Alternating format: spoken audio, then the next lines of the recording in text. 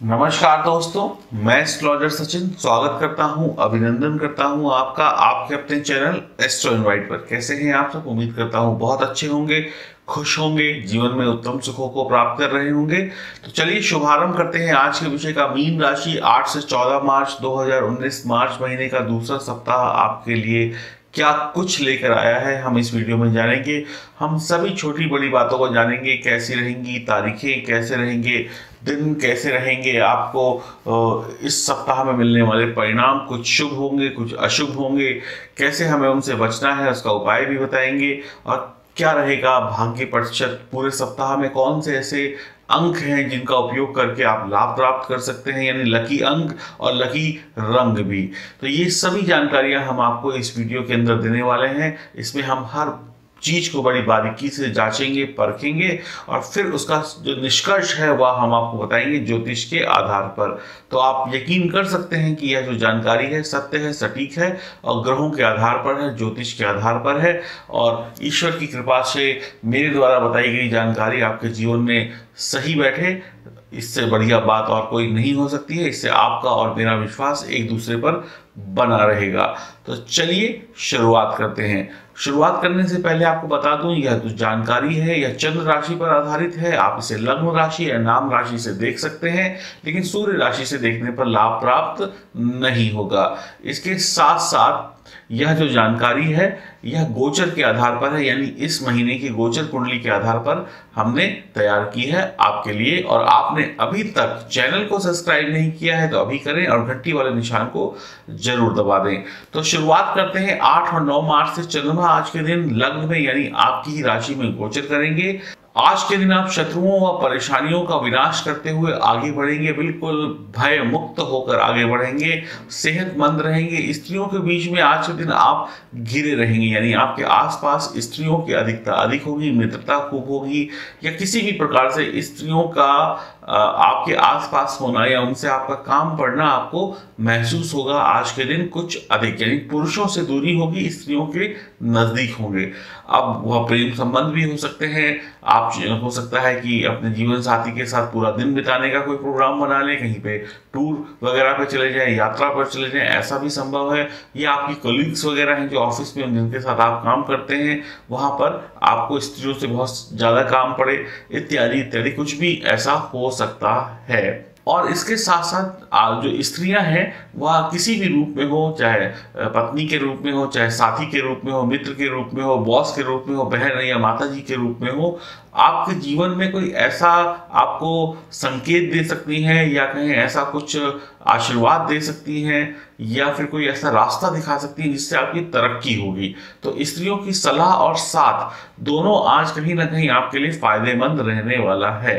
तो किसी भी तरीके से स्त्रियों को नाराज करने की कोशिश मत करिएगा, किसी भी तरीके से उनका अपमान मत करिएगा, किसी भी तरीके से कोई भी ऐसी छोटी बड़ी हरकत मत कर दीजिएगा जिससे स्त्रियां आपसे नाराज हो जाएं, चाहे वह किसी भी उम्र की हो, चाहे वह किसी भी रिश्ते से हो, चाहे वह छोटी हो, चाहे वह बड़ी हो। तो बहुत ध्यान रखिएगा, क्योंकि आज आपका जो लकी चार्म है इन तारीखों में वह स्त्रियों से जुड़ा हुआ है, माँ लक्ष्मी से जुड़ा हुआ है। और यदि आपने उनको नाराज कर दिया तो दिक्कत परेशानी बढ़ सकती है।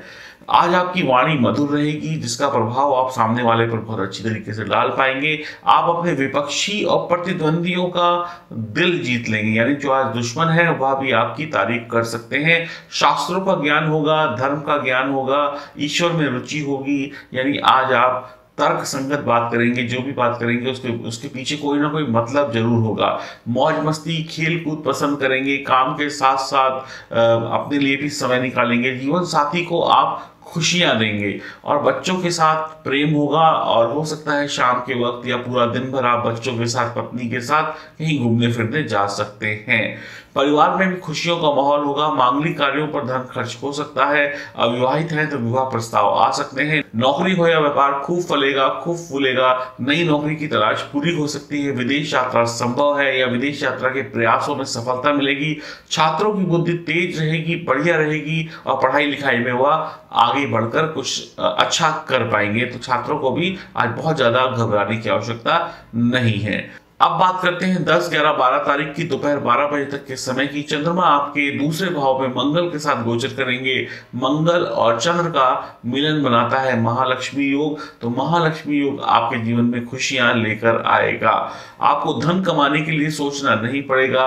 मार्ग अपने आप बनते जाएंगे, तरीके अपने आप निकलते जाएंगे, लोग अपने आप आपसे जुड़ते जाएंगे और आपके काम बनते जाएंगे। लेकिन धन कमाने के अलावा भी बहुत कुछ और होता है। दिन भर आप धन नहीं कमाते हैं, कहीं पे रिश्तेदारी निभानी पड़ती है, कहीं पे रिश्ते निभाने पड़ते हैं, मित्रता निभानी पड़ती है, बहुत कुछ होता है। तो चलिए उन सब बातों को भी जानना बहुत आवश्यक है।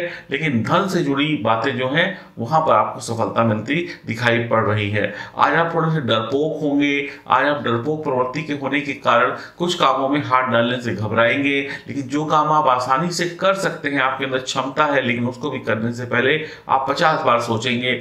सोचना अच्छी बात है, लेकिन डरना बुरी बात है। तो डर को निकालने का प्रयास करिएगा और आपका मन खेल कूद में अधिक लगेगा। आज आप जरूरी कामों को छोड़कर ब्रेक लेने के लिए बार बार कभी कोई छोटा मोटा गेम खेल सकते हैं, कहीं वीडियो गेम में बिजी हो सकते हैं, इत्यादि इत्यादि। तो खेल कूद से हटिए, दिन अच्छा है और अपने काम में भी समय देने का प्रयास करिएगा। खेल कूद अच्छी बात है, लेकिन दिन भर खेलना कूदना अच्छी बात नहीं है। खेल कूद के कारण बच्चों का मन भी पढ़ाई में नहीं लगेगा, वह इधर उधर टाइम पास करते हुए आपको दिखाई पड़ जाएंगे। तो माता पिता को या बड़ों को चाहिए कि उनको थोड़ा सा समझाएं कि खेल कूद का वक्त अभी नहीं है और पढ़ाई लिखाई कर लें। वाणी में थोड़ी कटुता हो सकती है, आप मीठे शब्द कम बोलेंगे और थोड़ा सा क्रोधित ज़्यादा हो सकते हैं, क्योंकि आपकी मन के कामों को यदि कोई रोकेगा या उसमें अवरोध पैदा करेगा तो आपको गुस्सा आ सकता है। आपकी वासना आपको किसी की नज़रों में नीचा गिरा सकती है, ध्यान रखें इस बात का। प्रेम और वासना में बहुत फर्क होता है, इस चीज को हमेशा ध्यान रखिएगा। आज आप दूसरों पर कम विश्वास करेंगे, धन कमाने में आप बहुत आगे निकलते चले जाएंगे और लोगों पर से आपका विश्वास हटता चला जाएगा। आपकी तरक्की होती चली जाएगी, रिश्ते पीछे छूटते चले जाएंगे, लेकिन कमाए हुए धन का आप आनंद भी शायद ना ले पाए। आप पैसा जोड़ते जाएंगे, कमाते जाएंगे, लेकिन जो उस पैसे का आनंद होता है वो शायद आप कम भोग पाएं या ना के बराबर भोग पाएं। तो ध्यान दीजिएगा, ऐसा पैसा किसी काम का नहीं जो कागजों में बैंक बैलेंस में दिखाई पड़े, लेकिन आप समय का आनंद ना ले पाए, इस जीवन का आनंद ना ले पाए। दोनों चीजों का मिलन, पैसा भी हो आनंद भी हो, तभी जीवन में खुशियां आती हैं। पुत्र से आपका कोई विवाद हो सकता है, कोई लड़ाई झगड़ा हो सकता है। लोन इत्यादि यदि आपने लेना है तो वह पास हो सकता है। सेहत आपकी बढ़िया रहेगी, परिवार में शांति रहेगी, छात्रों की बुद्धि तेज रहेगी, लेकिन बुद्धि को वह पढ़ाई लिखाई के अलावा बाकी सब चीजों में इस्तेमाल ज्यादा करेंगे। थोड़ी सावधानी रखें, आज शत्रु आपके खिलाफ कोई साजिश कर सकता है। यात्रा का योग बना हुआ है, यात्रा लाभदायक रहेगी। वैवाहिक जीवन आपका बढ़िया रहेगा, माता पिता से संबंध भी आपके बढ़िया रहेंगे। अब बात करते हैं 12 तारीख 12 बजे के बाद का समय। 13 और 14 तारीख की चंद्रमा आपके तृतीय भाव में वृषभ राशि में गोचर करेंगे। आप अमीर होंगे, अमीर आप पहले से ही हैं, पहले भी आप पे महालक्ष्मी की कृपा बरस रही है, तो पैसों की कमी आपके पास नहीं होगी। आप अमीर होंगे, आपके पास धन संपदा जमीन जायदाद सभी कुछ होगा। आप पैसे से पैसा कमाएंगे, यानी व्यापार में और पैसा लगाएंगे और बड़ा मुनाफा कमाएंगे। आप अतिशीघ्र निर्णय लेंगे और निर्णय पर काम भी करेंगे। आप आज के दिन जो जिद कर लेंगे वह पूरी करके ही मानेंगे।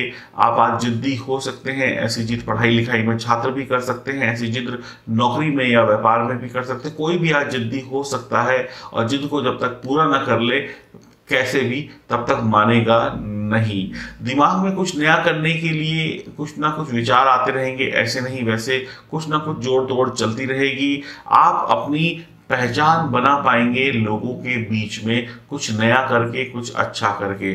धर्म कर्म ईश्वर में आपका मन लगेगा, आप ईश्वर का आशीर्वाद लेना पसंद करेंगे। अपने प्रयासों से दुखों को समाप्त कर आप आगे बढ़ते जाएंगे। यदि जीवन में कोई दुख और संकट है तो उनको समाप्त करने के लिए आप स्वयं ही अपने कंधों पर जोर देंगे और अपने बाहुबल से, अपनी बुद्धि के बल से उन दुखों को समाप्त करके आगे निकल जाएंगे। वैवाहिक जीवन में परम आनंद होगा, प्रेम संबंध मित्रता उत्तम होगी, छात्रों को पढ़ाई करने में आसानी होगी, लेकिन थोड़ा सा भटकाव भी होगा। लेकिन एक बार टिक कर बैठ गए तो फिर बैठ गए। बस शुरुआत मुश्किल है, अंत बहुत अच्छा है। यह समय है सुख का, और सुख जो आपने अपनी मेहनत और परिश्रम से कमाया है, जो आपने अपनी मेहनत और परिश्रम से सुख के साधन इकट्ठे किए हैं, उसका आनंद भी आप भोग पाएंगे। और आपको यह परेशानी का सामना नहीं करना पड़ेगा कि मैंने बहुत कुछ कमाया है और यह बर्बाद हो रहा है। आज आपके जो साथ के लोग हैं, आपके जो घर परिवार के लोग हैं, वह भी आपकी कमाई हुई धन संपदा इन सब का उपयोग करेंगे और अच्छी तरीके से करेंगे। कई बार हम देखते हैं कि हम पैसा कमाते हैं और दूसरे लोग उसको व्यर्थ में नष्ट कर देते हैं, तो ऐसा कुछ आपको देखने में नहीं मिलेगा। आपको अपने ऊपर, अपने परिवार के ऊपर, अपने बच्चों के ऊपर गर्व होगा कि जो आप कर रहे हैं, आपको उम्मीद है कि यह आगे और बढ़िया होगा। तो बेहतरीन समय है आपके लिए, इसका आनंद उठाएं। और आपका भाग्य प्रतिशत रहेगा 80%, शुभ अंक रहेंगे 2, 4, 8 और रंग रहेगा सफेद और पीला। अब बात करते हैं उस उपाय की, जिस उपाय को करने से आपको बहुत लाभ होगा और जो भी ज्ञात अज्ञात शत्रु हैं, जो बाधाएं हैं, वह समाप्त होंगी और जीवन में प्रसन्नता आएगी। नंबर 1, 10 मार्च को गणेश जी को सिंदूर अवश्य चढ़ाएं। उसके साथ साथ 21 दूर्वा उनको अवश्य चढ़ाएं। गणेश जी को दूर्वा बहुत पसंद है। इसका वीडियो आपको मिल जाएगा हमारे चैनल पर और उसकी जानकारी भी आपको मिल जाएगी कि दोपहर में क्या शुभ मुहूर्त है पूजा करने का, क्योंकि विनायक चतुर्थी है, गणेश जी के जन्मोत्सव के रूप में हम इसको मनाते हैं। वीर हनुमान और शिव जी की आराधना आपको सभी प्रकार के सुख देगी, सभी प्रकार की परेशानियों से बचने का रास्ता दिखाएगी, उसके साथ साथ आपको शक्ति और बल भी देगी।